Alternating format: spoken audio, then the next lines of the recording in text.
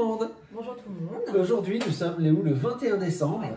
Et c'est le jour donc de commencer à révéler le top 4 de tous les jeux qu'on a préférés en 2024, / qu'on préfère de toute la vie. Depuis 4 fois entendre ça. Donc le 3, ça y est, elle est faite celle-là. Ouais, c'est vrai. C'est à moi de commencer? Peut-être. Alors j'y vais. Alors vous avez vu qu'on a changé de décor peut-être par rapport au tournage précédent, puisque là on arrive dans le top 4, on est aux portes du podium. Et là on est passé sur des gros jeux. Essentiellement je pense qu'on va en sortir quelques gros. De mon côté, en 4e position, j'ai un très gros jeu puisque je mets pas bon Guido. Voilà. Oh là là, et quel blagueur. En 4e position, Léo, je vais placer un jeu de notre ami allemand Matthias Wigge, Oui. édité par Super Meeple. Je veux parler du jeu le plus lourd qu'on ait, je pense, Ark Nova. Ça, c'est un jeu que tu avais estimé que je mettrais à la 3e position, si je me suis pas trompé. Je suis un petit peu trompé. Ah, je l'ai eu. Ouais. De toute façon, le résultat est dans l'enveloppe qui est là, que vous ne voyez pas, mais qu'on vous montrera. Donc, Ark Nova. Bon, voilà, c'est un jeu super connu. Il coûte 9,67 €. On peut le trouver sur des sites d'occasion. Pas d'occasion, mais on peut le trouver autour de 55 €. Bon, très bien. Alors, qu'est-ce qu'il faut faire dans Ark Nova? Il faut faire le plus beau zoo du monde. Il faut construire un parc zoologique. Alors, comment ça se passe? Ça se passe bien. Surtout pour toi, en général, quand on joue. La dernière fois qu'on a joué, c'est toi qui as gagné. Oui, c'est la seule et unique partie que j'ai gagnée depuis qu'on a joué à ce jeu. Et on a dû bien faire une vingtaine, une trentaine de parties. Ah oui, on a beaucoup joué. Alors d'ailleurs, justement, on a tellement joué qu'on a acheté d'abord l'extension Monde Marin, donc qui ajoute une nouvelle catégorie d'animaux au jeu, parce que jusque-là, il y avait les singes, les oiseaux, je ne me rappelle plus trop ce qu'il y avait, des carnivores, bon voilà, et là ça ajoute des poissons.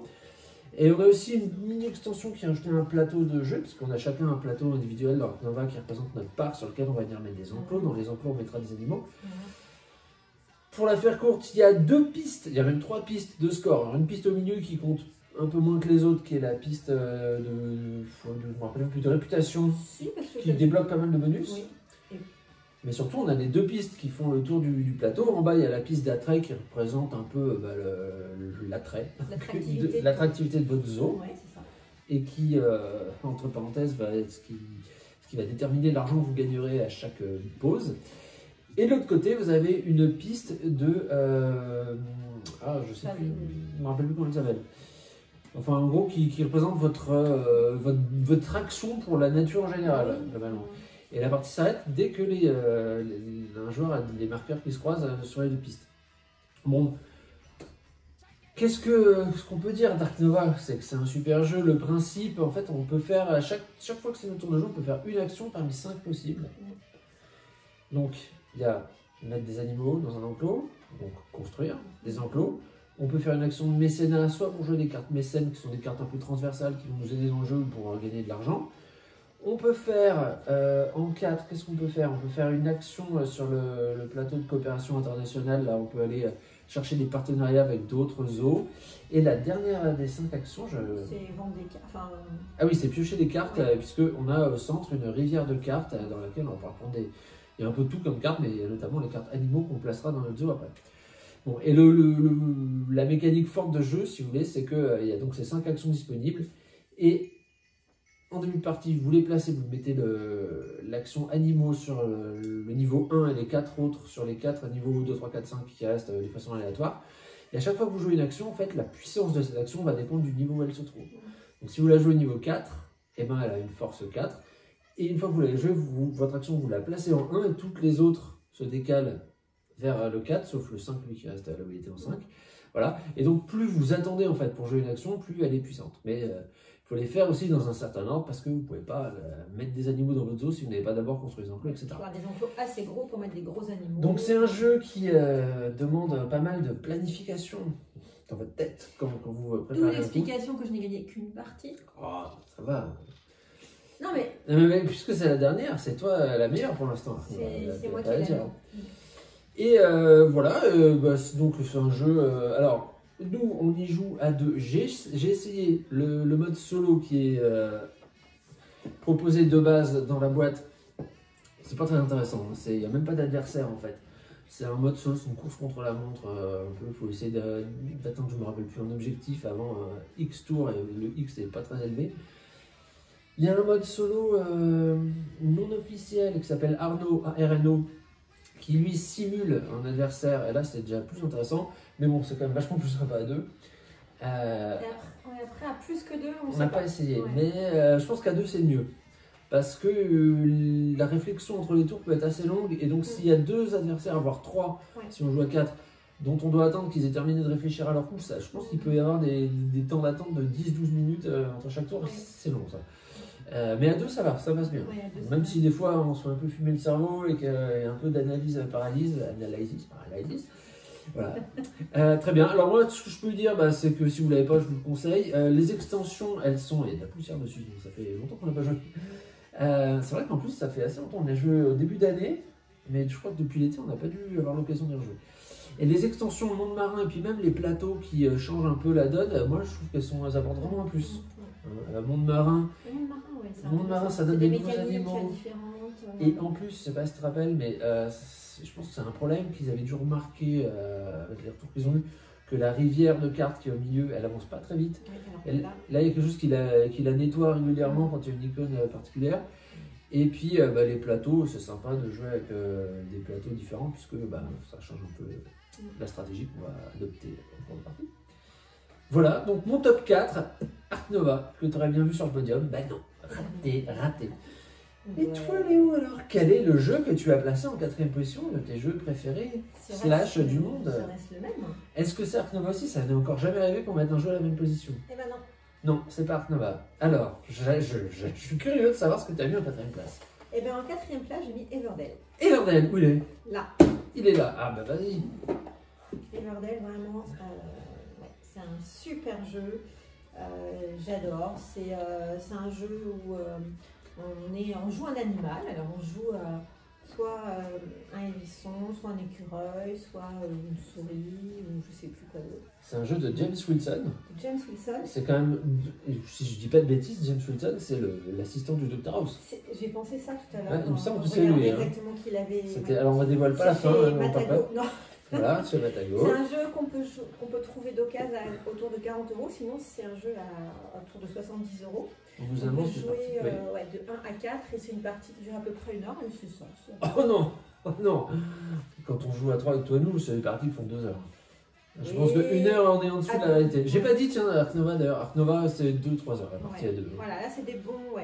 Et donc, en fait, l'objectif, c'est de créer un village. Donc avec des bâtiments soit communs, c'est-à-dire une épicerie, une auberge, soit des bâtiments un petit peu plus renommés, comme un château, un palais de justice. Et puis il faut mettre des habitants dans ce village. Il y a des combinaisons en fait qui permettent d'avoir des habitants gratuits. Si vous mettez l'auberge, vous avez l'aubergiste. Enfin voilà, il y a plein de possibilités. Donc ça se déroule en plusieurs saisons. Donc en fait, on place des ouvriers en 3 saisons. On place des ouvriers sur le plateau et quand on n'a plus d'ouvriers, la saison est terminée. Et on repart pour une nouvelle saison. Donc on a des ouvriers ou un ouvrier en plus et il y a des actions en plus qu'on peut réaliser. Ce qu'on peut peut-être dire juste en passant, c'est que ce village, ces ouvriers et tout, ça se passe dans le monde de la forêt, c'est des petits animaux. Ouais, c'est super. Là, on voit le juge ici, alors je vous montrerai peut-être mieux, mais là, le juge, c'est une tortue. L'épicier, c'est un lapin, si je me rappelle. Le type qui vient avec l'entrepôt, c'est un petit écureuil, enfin, les oiseaux. Franchement, c'est... Ouais. Voilà, on recueille, on essaye d'acquérir du bois, des baies, des cristaux. Enfin, bon, c'est un jeu de gestion de ressources. Ouais, et c'est vraiment, voilà, moi j'aime beaucoup l'univers. Ouais, c'est vrai qu'il est esthétiquement, il est très beau. Bon, en fait, c'est un jeu, évidemment, l'objectif c'est d'avoir les plus beaux bâtiments et les plus beaux.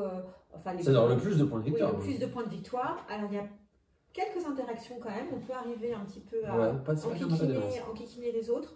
pas trop, mais c'est un peu aussi un jeu quand même de bluff de temps en temps, parce que on peut faire croire qu'on va vendre des cartes, alors qu'en fait, on peut récupérer des cartes qu'on avait éliminées, mais on savait très bien qu'on allait les récupérer après. Enfin, donc voilà. Mais objectivement, on n'interagit pas beaucoup. C'est vraiment, on est focalisé pas mal, quoi. On est focalisé pas mal sur sa partie. Mais c'est vraiment un jeu très sympa. Je trouve, pour ma part, qu'il y a un gros décalage entre l'aspect visuel et l'aspect stratégique du jeu. C'est beaucoup plus... il faut réfléchir beaucoup plus que ce que laisserait penser justement l'univers. Avec plein de petits animaux, on a l'impression que presque on va jouer avec des duplos. C'est pas du tout le cas. C'est un jeu qui amène beaucoup de réflexion. Et à chaque fois, alors pour le coup, on y a joué à 2, à 3, à 4, et ça se passe très bien. Ouais. Et alors, la dernière fois, en général, quand on joue à 3 avec Léo et Toinou, c'est Toinou qui gagne, je crois, tout le temps qui gagne ça. Et la dernière fois, c'est moi qui ai gagné. Et c'est pas pour me vanter du tout que je dis ça, mais j'ai jamais tiré de carte production. Les cartes production, c'est les cartes avec une petite feuille verte qui vous rapportent des ressources. J'en avais jamais. Et je sais pas comment je me suis débrouillé. J'ai réussi à faire une ville, comme je sais pas si tu te rappelles, je le dis, parce que c'était exceptionnel. Dans ma ville, j'avais le théâtre, j'avais l'université, j'avais le château, le palais et l'arbre éternel. Plus le roi, plus la reine. Enfin, j'avais tout le monde. J'ai marqué oui, un nombre de points 75 points, je crois. Ouais. C'était très bon. Ouais. Bon, bah écoute, est-ce que tu as autre chose à ajouter? Parce que on va dépasser notre temps.